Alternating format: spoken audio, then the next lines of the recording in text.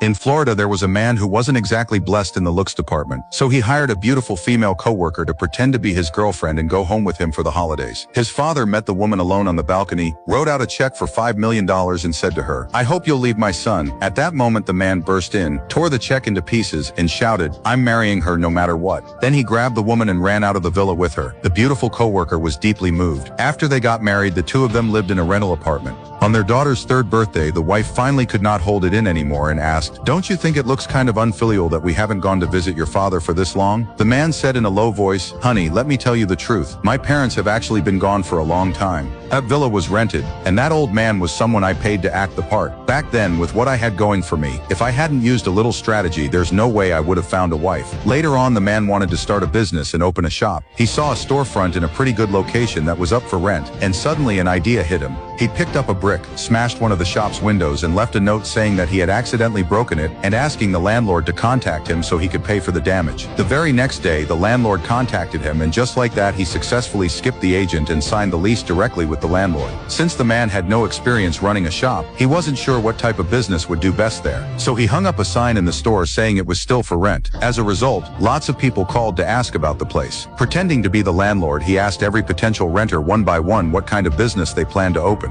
Obviously, nobody was on guard against what sounded like a totally normal landlord question. In the end, out of all the business ideas those renters mentioned, he chose the one that came up the most. And sure enough, the shop took off like crazy.